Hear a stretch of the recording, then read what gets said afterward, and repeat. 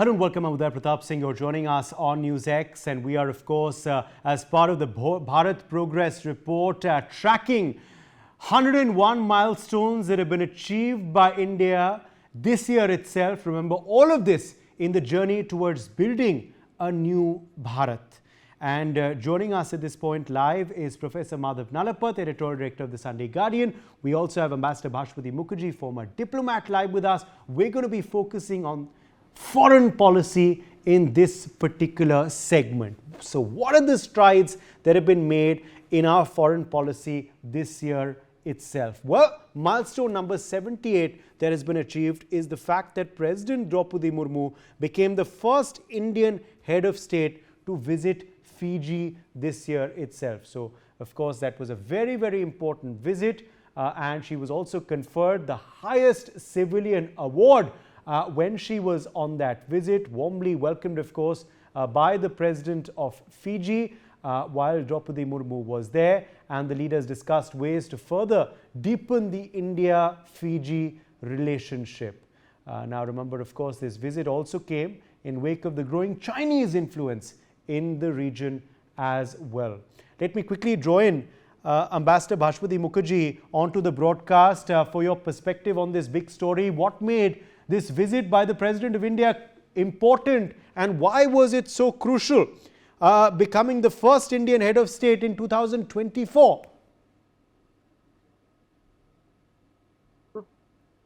You are focusing on the President's visit to Fiji as one of the foreign policy milestones of 2024 today, or you want my comments on the bilateral part of the visit? No, we will get to other specifics in just a bit. Let's just talk a second about Fiji and what made this visit so important, Ambassador Mukherjee, given the growing Chinese influence in the region.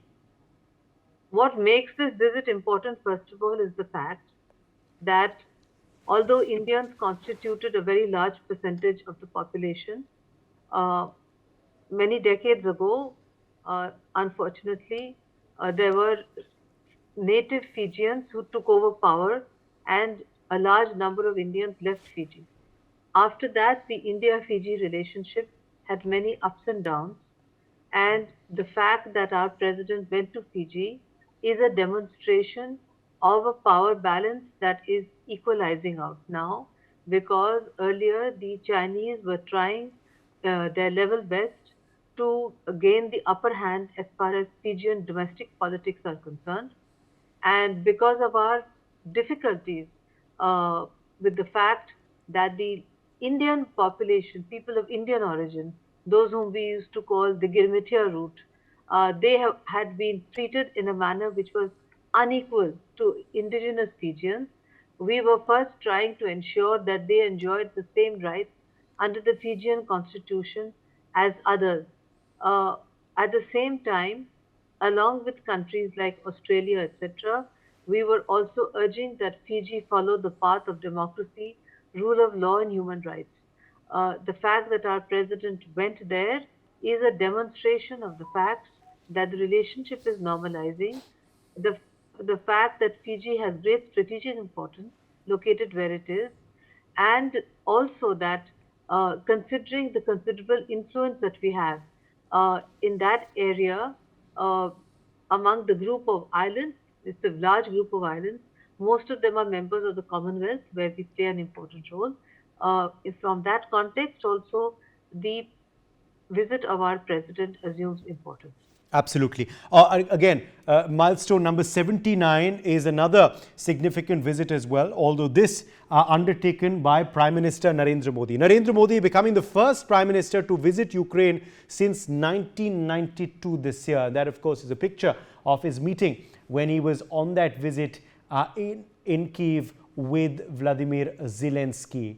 And, of course, Prime Minister said he was ready to play a personal role to bring about peace. He made that big statement while he was in Kyiv. Remember, he had also visited Moscow earlier in the year to meet with President of Russia, Vladimir Putin. The move, of course, was an effort by Prime Minister Modi to position India as a global power, but also a power that stands for peace. Let me quickly bring in Professor Madhav Nalapat for his perspective on this big story. What was important and significant about this visit to Ukraine this year by Prime Minister Narendra Modi? Professor Nalapat. Well, Uday, I'd like to point out that there are very, very few leaders in the world who can say that we have good relations in both Kiev as well as Moscow. And frankly, India under Prime Minister Modi is in that situation. So definitely this is a milestone. The fact that Prime Minister visited Kiev is proof of the fact that he sees himself not as a deal maker, but as a peacemaker. And the fact of the matter is that the Ukrainian people are desperate for peace. Unfortunately, there are some leaders in Ukraine who don't really respect that particular sentiment, and they would like to, because of their ego or because of other external considerations, they would like to continue this very unequal battle with Russia. As far as President Putin is concerned, I think the relationship between Prime Minister Modi and President Putin is a very strong relationship. And I would say that India and Russia have a very close relationship. And frankly, so do India and Ukraine. The reality is that Ukraine for a long time was an important supplier of several key components to India. And as a consequence, under Prime Minister Modi, we have sought to have good relations with both Russia and Ukraine for the mutual benefit of both. And may I say, for the mutual benefit means peace. And the sooner peace comes there, the sooner will the people of Ukraine end this kind of terrible suffering in which they have been put through. A suffering, frankly, from 1922 onwards, you'll see the suffering has been intense, and almost every month, Ukraine is losing territory. Almost every month. So I would say, frankly, I don't know how this visit is going to be looked upon by the Ukrainian leadership. Volodymyr Zelensky seems to be still in a delusionary world, but the West is tiring of him. Even Germany is getting tired of him. Donald Trump coming to power is a sign that the United States is tiring of him. And therefore, I would say there's a very good opportunity for Prime Minister Modi to be the peacemaker and to ensure that there is peace between Russia and Ukraine. Okay, let's take a quick look now at the next big milestone that also did take place this year. 100 nations attending the third Voice of the Global South Summit. In fact, it was hosted by India, and that, of course, was a very, very crucial gathering. It was a very, very important summit which was hosted by India this year itself. India hosting that summit on the 17th of August this year. 123 nations taking part in that virtual summit. Remember, China and Pakistan were not invited. India, of course, has positioned itself as the leading voice of developing nations. And of course, this was an opportunity for the global south to have their voice heard in a greater manner as well. Meanwhile, milestone number 81 that was also achieved this year. India and Malaysia announced a comprehensive strategic partnership as well this year. So India and Malaysia ties got further strengthened through this announcement, of course, and it was a very, very important decision that the two nations agreed to trade in local currencies as well.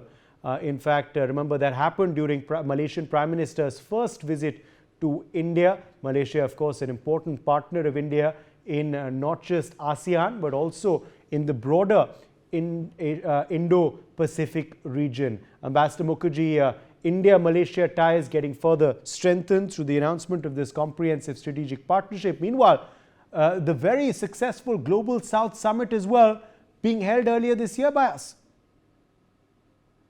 Well, the Global Summit is an extremely important milestone.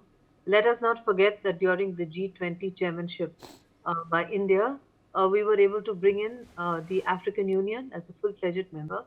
That is a very large chunk of the Global South, if I may say so. And that itself demonstrated India's leadership over the Global South. This was followed, as you rightly pointed out, by the Global South Summit, where the developing countries, having seen the manner in which India assisted the Global South during COVID, during the pandemic, when we didn't have enough vaccines. Our vaccine diplomacy for our neighbors and for the Global South was greatly appreciated. And today, the Global South stands solidly behind India, for example, in its quest for permanent membership of the Security Council. And they know that India is there for them when they require any development cooperation assistance, etc. In fact, we give a huge amount of development cooperation assistance to the Global South, and it is without any strings attached to it, unlike the Chinese. And we believe in sustainable development projects for the Global South. So all in all, this particular summit, like the one which was held before the pandemic, where only for the Africans, which was also hosted by us and in Delhi, uh, shows how far India has come in demonstrating its leadership for the Global South. As far as India-Malaysia partnership is concerned, that had gone through some ups and downs in the past. That is happily now behind us. India is in a very important, comprehensive strategic partnership which has been upgraded. And the fact that Prime Minister Anwar Ibrahim visited India and has demonstrated Malaysia's commitment to work with India on key issues, including on our bilateral trade, which is increasing, as well as on common projects involving the ASEAN. And ASEAN today is facing a major challenge in trying to checkmate a militant and aggressive and rising China, and therefore depends upon India as a reliable friend and partner country of ASEAN, to help them to checkmate China. Again, a very important development and certainly a milestone as far as India's foreign policy is concerned for 2024. Uday. Absolutely. Let me quickly now go straight across to our next big milestone that we're tracking as well in this particular segment, and that is that India gave refuge to former Bangladesh Prime Minister Sheikh Hasina as well this year. Remember, of course, this after a change of power in Bangladesh earlier, India giving asylum to the ousted Bangladeshi Prime Minister. The interim Bangladesh government, led by Mohammad Yunus, though expressed displeasure at this development, India refusing to act on the Yunus government's request to extradite Sheikh Hasina. And the Bangladesh government had, of course, engaged in anti-India activities as well on their soil. Remember also, of course, the state of minorities within Bangladesh after this transition was something of huge concern to India as well. Professor Madhav Nalapath, India giving asylum, refuge to Sheikh Hasina, refusing to act on Yunus's government to extradite her immediately. What does this really mean? Well, it basically means that India can stand up and adopt a foreign policy which it wants to adopt and which is in its own interest. The fact is that by granting asylum to Sheikh Hasina, who landed up in India, by the way, before there was any offer of asylum, and it became a fait accompli, and India very graciously offered her asylum.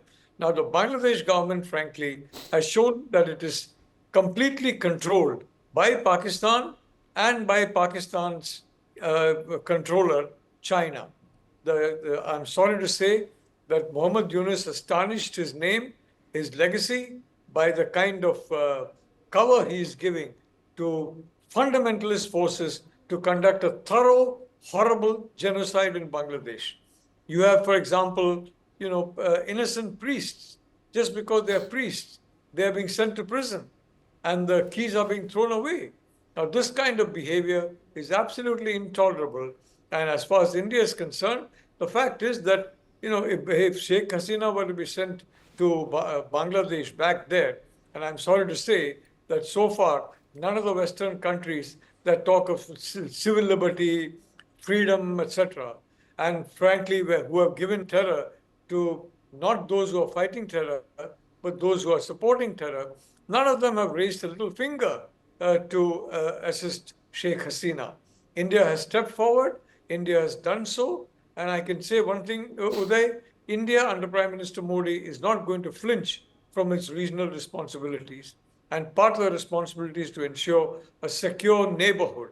And if Bangladesh continues into this collapse, into a meltdown, into a fundamentalist meltdown, if it becomes another Afghanistan, the way it became in 1996 when the Taliban came to power, well, I would like to say that India has vital stakes in that, and India is definitely not going to just stand by. Sheikh Hasina is a symbol of that resolve and that firmness of purpose that India under Yes. Prime Minister Modi has. Okay.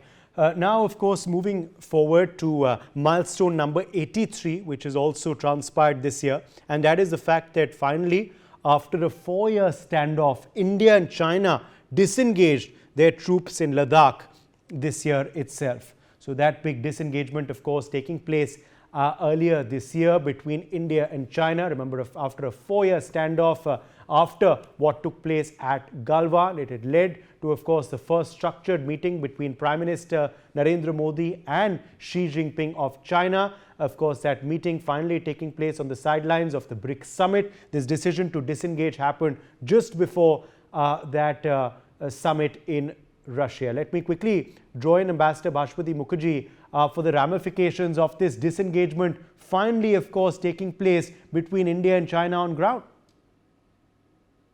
The ramifications of this disengagement have to be seen in the context of your earlier milestone, which was the overthrow of Sheikh Hasina. In any case, I would not call the overthrow of Sheikh Hasina and the attacks on minorities and what's happening in Bangladesh as a milestone at all. I would call it a major challenge in India's foreign policy, and it will be a continuing challenge in 2025. The fact that we had the milestone of the disengagement between India and China is a very fortuitous development and a milestone, certainly, because it also enables India to have some breathing space on the Sino-Indian border and, if necessary, to move more troops to its eastern border with Bangladesh and to strengthen security in the northeast, where we have a very volatile situation because the border right up to India, except for a short, maybe 10 kilometers, has almost completely fallen into the hands of rival forces to the Myanmar government. Those forces are apparently close to the Chinese, so it makes the border situation in the northeast and Myanmar very difficult. Our border situation in Dhaka with Bangladesh is very challenging, and therefore this standoff, which gives us breathing space, which enables us, if possible, to rebuild some kind of a working relationship with the Chinese, couldn't have been better timed as far as we are concerned. So I would term this one a milestone. The earlier one, which you discussed with Professor Nalapat, I would describe it as one of the biggest challenges facing India now, all the way up to 2025. Absolutely. Let me, in fact, quickly turn our focus to this next big milestone coming in. India was re-elected to the UN Peace Building Commission.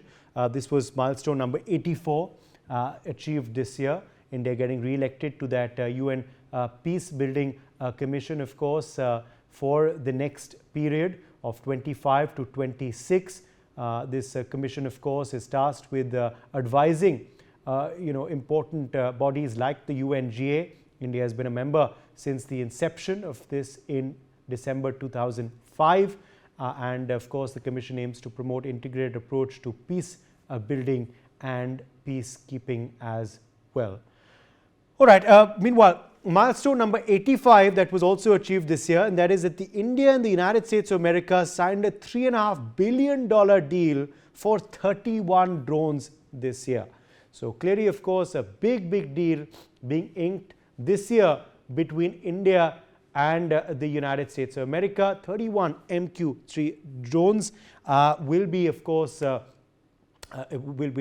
procured. 15 for the Indian Navy, the rest for our other forces. General Aeronautics will be, in fact, also helping us with that, and drones will, of course, be something that will be used by us in our deployment, in our strategic deployment. These MQ-98 drones, of course, very important for our artillery, 8 for the Army and the Air Force, 15, we believe, for the Indian Navy. Let me join Professor Madhav Nalapat for his perspective on this, Professor Nalapat? Very, important deal, of course, being inked between India and the United States. Meanwhile, another big milestone, India being re-elected to the UN peacekeeping mission for the next year. Uday, peace has always been the mission of India, especially since 2014, when Prime Minister Modi took office. The emphasis has been on peace. But you cannot get peace if you are in a weak position and you attract a hostile attention. You can make peace only when you are strong. So the effort is to ensure that India is a peacemaker in any trouble spot across the world. And one of the important points is that India, in practically all the trouble spots that one can discuss, practically all of them, India is known to both sides and has contact with both sides. How many countries of India's size and potential can boast of that? Not very many. So there's no question about that. I'd like to say that peace has been a very important element in our foreign policy and continues to be so. And this is not peace in the sense of giving concessions. It is peace in the sense of fair play. For example, the South China Sea, which I believe should be renamed the ASEAN Sea. I mean, it is absurd to claim that as the territorial waters of any country. If any group has got the right to claim it as territorial waters, it is the ASEAN bloc as a bloc, and certainly not China. So I want to say one thing very clearly, Uday, that India has perfect credentials to be on the peacekeeping missions. Indian soldiers have played an exemplary role in that, and they have been exemplary also in the fact that they have not taken sides. Unfortunately, soldiers from certain countries, they take sides in conflicts, and that creates a problem. Soldiers from other countries have problems of discipline, and that creates another problem. Yes. Indian soldiers have been exceptionally well behaved and therefore are welcomed across the length and breadth of this continent, of this world. Thank you. Okay. Let's quickly now turn our focus to the next big achievement this year, achievement number 86. India is signing a free trade pact with Iceland, Liechtenstein, Norway and Switzerland under the EFTA this year itself. So very significant free trade agreement with these countries, of course. It's worth about $100 billion. This deal, which was inked, and the deal was struck with the European Free Trade Association earlier this year, in fact in March, and the EFTA is made up of Norway, Switzerland, Iceland, beg your pardon, and Liechtenstein. And the agreement, of course, comes after almost 16 years of negotiations, which has resulted in this deal being inked. Of course, India will benefit a lot from this agreement, which of course has finally been inked, and these nations, of course, will be investing in India in the near future. Meanwhile, milestone number 87, the US and India signing the cultural property agreement to protect Indian antiquities. Again, something very, very important for us, and this is something that has been inked between India and the United States of America. India and the US signing, of course, this agreement. It will help protect India's cultural heritage further. Cultural property agreement was, of course, signed for the retrieval of antique objects within the US. It was signed to prevent illicit trafficking of antiquities from India. And antiquities, of course, have been smuggled, remember, before the UNESCO Convention ratification, and India and the US, of course, signing this agreement, which we are hoping will be a game changer. Ambassador Bhashwati Mukherjee, very key agreement inked between the India and the US. Meanwhile, also India and European countries signing that key free trade agreement too. To go back to the economic agreement, the reason why it is of particular significance and deserves to be called a milestone is because these four countries are very strong economically. They are not members of the European Union, but they are in partnership with the European Union on trade and business. The fact that we were able to do this agreement with them demonstrates that we will be able to make good progress in finalizing what is called the BTIA, the Bilateral Trade and Investment Agreement, with the entire European Union, which has been pending now for 17 years. As far as the second one, which you're referring to, The exact name of the agreement is the UNESCO Agreement for the Restoration of Cultural Property to what is called the countries of origin. This is of particular importance to colonized countries, including India. Unfortunately, during the process of negotiation, the colonizer countries, the ex-colonizer countries, made sure to put in a clause which said that it in only will be effective from the date on which it comes into force, which means that it does not cover looted looted property, very valuable property, including from India by our colonizers, because at that time the agreement was not enforced. Nevertheless, we are concluding bilateral agreements like the one we concluded with the United States, which in any case was not our colonizer country.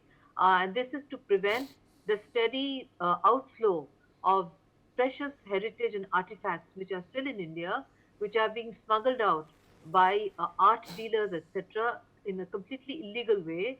And we come to find out about it when we see auctions in Sotheby's, etc.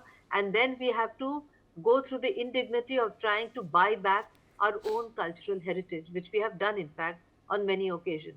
So, with this agreement with the United States, will enable the two countries to cooperate, as indeed United States has done, as Australia has done, and these precious artifacts, when they make their way to the United States and are put up for sale, when we inform the US government, then we enter into an agreement and they're sent back to India. Unfortunately, we do not have any such agreement with the UK, which has refused to have such an agreement. Naturally, Uday, because if they had such an agreement, then half of the British Museum that I've seen many times and the Victoria and Albert Museum will have many empty spaces.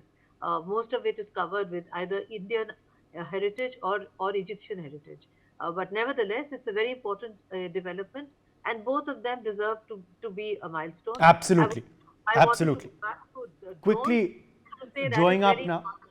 Quickly drawing up now the final milestone in this particular segment, and that is milestone number 88, the India-UAE bilateral investment treaty, also coming into effect, of course, this year itself. And that's a very important treaty that was signed between India and the United Arab Emirates. Signing this treaty, of course, in Abu Dhabi on the Prime Minister's visit to the UAE. It will pave the way for investment protection to investors of both the nations. And the move, of course, marking a significant step forward in enhancing economic cooperation between the two countries. UAE, of course, accounts for 3% of India's FDI receipts, of course. And how important is this treaty, Professor Nalapat? Look, I want to say that the UAE has been distinguished by an extremely forward-looking leadership. Whether it is in Dubai, whether it's in Abu Dhabi, or other locations, the fact is the leadership is very forward-looking. They do not run away from the future. They try and embrace it and position themselves to face it. You know, an example, for example, is cryptocurrency.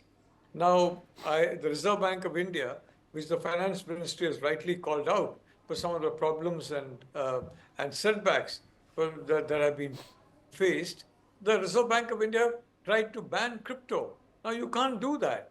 India, at that point in time, the people of India, citizens of India, were becoming expert in that particular field, and India could have been the crypto capital of the world.